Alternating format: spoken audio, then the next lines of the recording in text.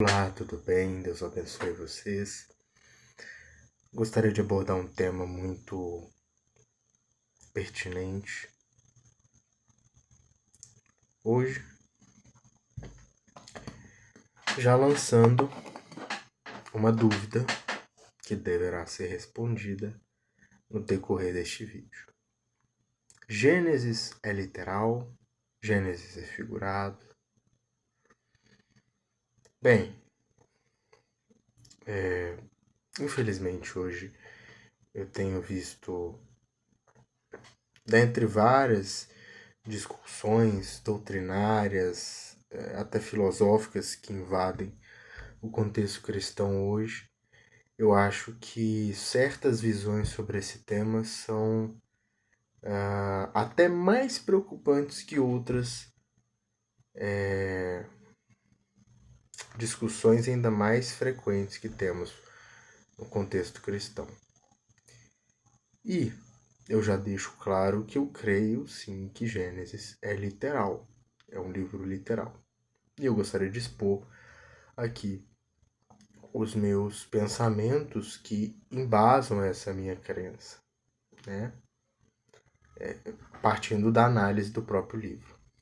Bem, primeiramente, essa linha que busca classificar o livro de Gênesis como figurado, ela parece estar muito motivada pelo anseio, pela vontade de buscar encaixar o relato bíblico com a narrativa de certas linhas / teorias da ciência, tá? E, obviamente, para você encaixar o livro de Gênesis com essas linhas, teorias, você precisa classificar o livro de Gênesis como figurado, porque se você classificar como literal, elas vão entrar em conflito direto, né? Por alguns motivos que não é o objetivo desse vídeo destacar. Mas, e eu vejo nas pessoas, ou por esse fato específico, eu vejo nas pessoas que buscam defender a ideia de um Gênesis figurado, uma falta ou uma deficiência na fé. Deixando claro que eu não estou dizendo que essas pessoas não são cristãs de fato. Eu acho que não somente elas, como eu e qualquer pessoa que estiver assistindo, pode ter erros teológicos, erros lógicos, erros filosóficos, erros políticos, enfim, seja por má intenção ou não. O importante é que possamos buscar de fato edificar uns aos outros, para que possamos levar um bom conhecimento para as demais pessoas, né? Portanto, o objetivo desse vídeo não é atacar essas pessoas, né? E apesar de eu identificar uma falta na fé, uma deficiência na fé, eu falo isso exatamente por uma preocupação com essas pessoas. E eu acho que é uma linha muito perigosa, principalmente quando essas pessoas têm uma certa relevância. Não estou falando de certa fama, não estou falando de certo conhecimento nas redes sociais. Às vezes a pessoa é um pastor e ela tem uma relevância ali para 10 pessoas, para 15, para 20, para 30, às vezes para muito mais. E aí é um dano maior, principalmente às pessoas novas na fé, que muitas vezes estão muito mais no ouvir do que no refletir, no rebater, às vezes, alguma coisa. Mas vamos lá, sem mais delongas. Por que eu vejo o livro de Gênesis como literal? A gente tem, sim, diversos usos, possivelmente, muitos mesmo, de figuras de linguagem na Bíblia, tá? Vemos trechos que a gente pode usar o uso denotativo da linguagem e o uso conotativo, ou seja, o uso literal e o uso figurado, falando de uma forma muito simples aqui. Porém, alguns fatores no livro já citado, que é o primeiro da Bíblia, nos levam a crer que sim, é um relato plenamente direto, literal. Primeiro deles, nós vemos uma genealogia no livro de Gênesis. vemos uma história muito bem sequenciada, continuada, com a presença de uma genealogia. E membros dessa genealogia, como por exemplo Enoque, como por exemplo Abraão, Jacó, possivelmente Isaac, eu não estou lembrando muito bem, são citados inclusive na Nova Aliança, na Antiga e na Nova Aliança. Não estou falando que todos esses e os outros são citados novamente na Antiga Aliança em outros momentos. Ou seja, temos uma genealogia factual, inclusive a genealogia que consta nos evangelhos sobre Jesus, né? Na genealogia de Jesus a gente vê uma correspondência entre essas genealogias. Esse é um primeiro fator. O segundo fator, por exemplo, quando a gente vê as parábolas de Jesus, que é muito fácil de se identificar, que tem sim um sentido figurado nelas. Porém, nas parábolas é muito claro, é muito evidente, não precisa ser um profundo conhecedor das figuras de linguagem para se identificar que são parábolas, que são usos. Você pega uma coisa para explicar outra coisa mais difícil de entender. Você pega uma coisa mais fácil fazendo um paralelo com uma coisa mais difícil de entender. É mais fácil, às vezes, você levar a pessoa para o desconhecido falando daquilo que ela já conhece. Né? Mas você vê que essas parábolas, elas são individuais, elas não têm conexão entre si, elas têm um sentido completo em si mesmas para os objetivos a qual elas foram desenvolvidas, se é que eu posso dizer assim, e elas são independentes entre si. Não é uma história sequencial, uma parábola não tem nada a ver com a história da outra, são contextos e motivações para elas terem sido desenvolvidas especificamente diferentes entre si. No livro de Gênesis, se você fosse falar que ele é figurado, seria uma história completa, sequencial, que tem um sequenciamento cronológico perfeito, né? E que, na verdade, você estaria falando que, na verdade, aquilo seria tudo, não seria verdadeiro, né? Seria, na verdade, a mesma coisa que ocorre lá com Jesus. Aí é o paralelo que as pessoas tentam fazer com certas linhas teorias da ciência. Você tentar fazer, não. Deus apenas estava falando de coisas mais fáceis de serem entendidas do que explicar toda a criação do mundo de uma forma muito mais difícil, né? E aí você vai entendendo realmente o propósito de se entender Gênesis como figurado, exatamente para encaixar com a narrativa da ciência, se é que a gente pode dizer assim, atual. Não dizendo que a ciência atual é tudo corrompida, não estou dizendo isso. Até porque são linhas. A ciência tem várias linhas, várias teorias. Muitas vezes, não estou falando nessa área em específico, mas muitas vezes são teorias conflitantes entre si em certos pontos.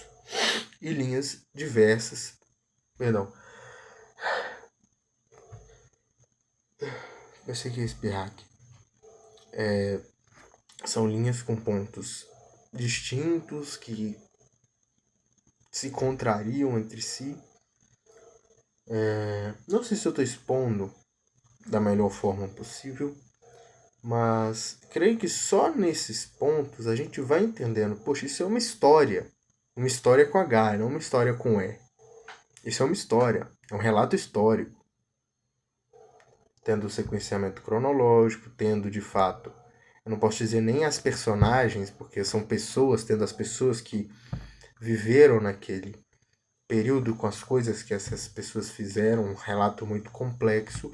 Inclusive, essas pessoas não ficaram aí. Essas pessoas têm nome, essas pessoas têm história, essas pessoas têm filhos e são citadas na Nova Aliança. Não é como nas parábolas de Jesus que você não vê nem o nome das pessoas. Elas recebem um substantivo comum, né? É um servo, né? Um rei.